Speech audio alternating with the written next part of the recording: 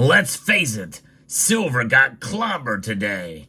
And there are a number of reasons why, and the biggest reason very well could be why the silver rally could be over soon. We'll talk about it in this video as we explore.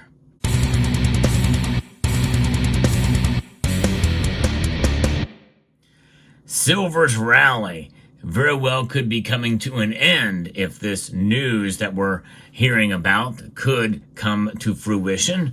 But there's several different reasons why silver's price fell so hard today.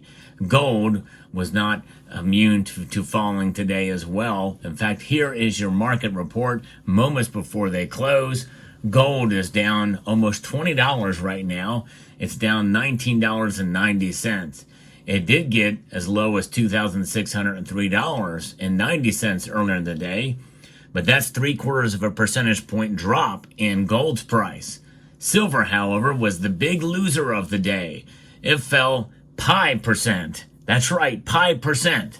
3.14% drop for silver today, down $1 to $30.76. That is a pretty big drop, well below $31. And certainly the $31 is gone, $32 is gone. Here we are now, silver falling again for the second day in a row, this time big time. Platinum also fell, and so did palladium. Everything is in the red right now. And really it goes back to a number of different factors. First one is, well, the dollar. The dollar is up and treasury yields have slipped. Silver prices fell on Monday, according to FX Empire, retreating from a multi-year high of $32.96. That's probably the futures price. Actually, it did get up to $33.01 very, very briefly. But on average there, $32.96 per ounce reached in the prior session. Despite the pullback, the main trend remains bullish, with the uptrend expected to hold unless prices break below $30.88, which, by the way, they have. The 50-day moving average, currently at 29.51, serves as a key downside target if selling pressure intensifies. Silver's performance is being influenced by conflicting factors. Rising U.S. Treasury yields and stronger U.S. dollar are applying downward pressure. And that is something we're going to look at right now. The dollar index indeed is down, or is up rather. Actually, it's flatlined right now, so it's holding strong at 102.48. But the Dow Jones Industrial Average is up, so is the Nasdaq, and there's reasons for that too. And crude oil is down. In fact, it's down dramatically. It's down 4%. And so silver has not fallen as radically as oil has today.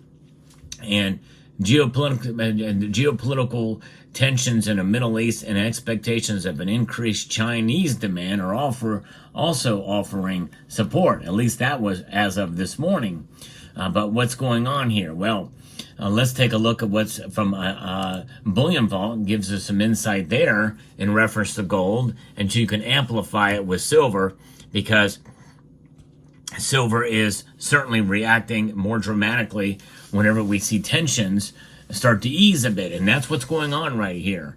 1 week low for the price of gold that we've seen in the Shanghai, and it sank to a 3-week low in London, falling alongside crude oil as Iran-backed militia Hezbollah backed calls for a truce in its war with Israel, while China's Politburo failed to announce new stimulus plans for the world's second largest economy. So that is the backdrop.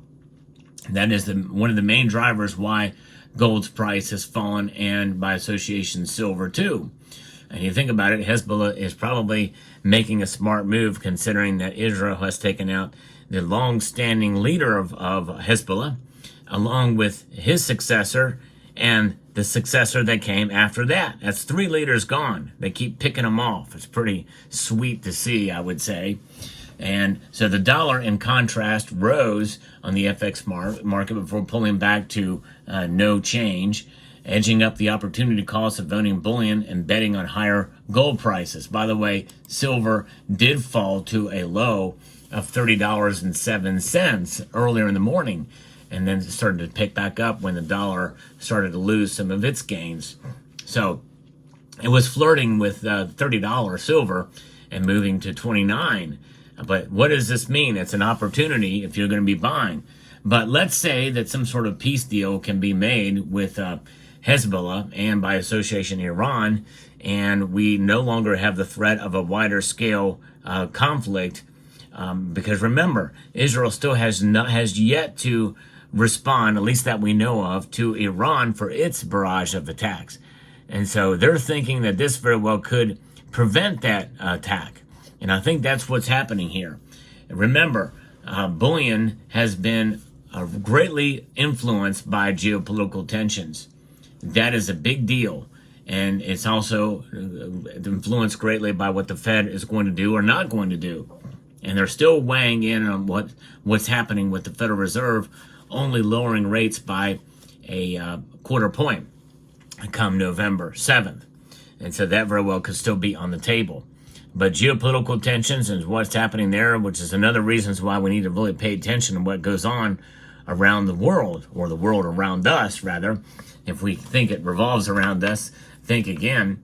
Now, and when we think about what's going on with silver and gold and the potential end of the rally, if things stabilize completely there in the Middle East, and if things remain at a stalemate in Ukraine and Russia, and maybe stay where they're at or scale back a bit, we very well could see silver fall back and maybe into the 29 and maybe even the $28 range for quite some time, and where it's only going to be moved based off of the perception of what the Federal Reserve is going to do, making maybe another cut or two, and maybe even having another pause. If they do another pause, I think that's going to be bad for silver, especially because it tends to react more negatively. Now, the only other thing that's going to bolster up silver is demand fundamentals, pure demand fundamentals, not associated with the psychological impact that we see so often with the market movers, such as the dollar index and other areas. But true demand fundamentals are something that very well could still occur and happen, with Russia now wanting to get more silver in their portfolio for a myriad of different reasons, as I mentioned in a recent video. Actually, that video I just posted today, I hope you will check it out. I'm going to link to it at the end screen.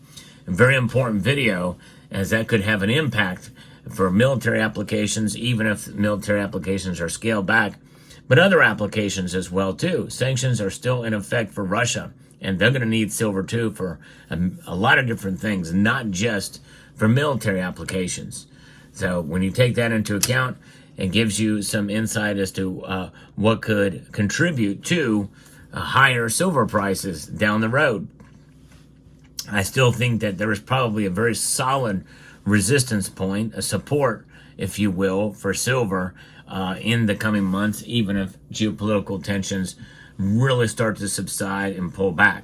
But today is an example that we could see a rally end, at least for the most part. In other words, we may see other drivers push the price of silver up, maybe even back near $32 an ounce again, but maybe it'll be harder for it to achieve some of those numbers that we have seen in the past and those climbs, especially against gold, if we continue to see peace and calm around the world, which everybody really wants that. We don't want the wars.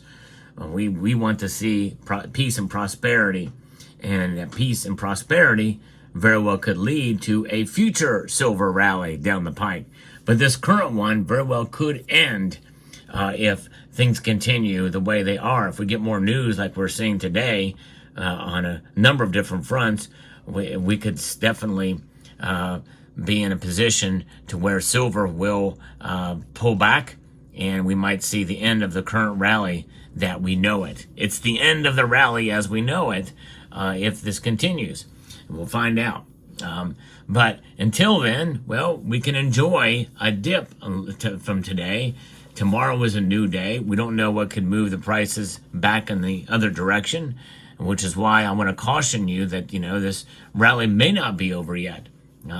unless something else bigger comes along. But I can't think of something much bigger than geopolitical tensions, save for really, really, really good economic numbers that could temporarily push the prices of gold and silver by association down before they climb back up again with massive demand for silver. So we'll see in the physical sense. So let me know what your thoughts are down in the comments section below. I like to bring you the latest news and information in the world of precious metals. And one of the latest news stories I did was about Russia.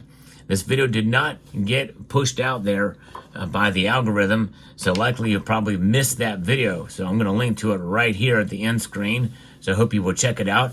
And I want to extend a multitude of gratitude to each and every one of you for taking the time to watch, and to encourage you to please rate, share, comment, and subscribe.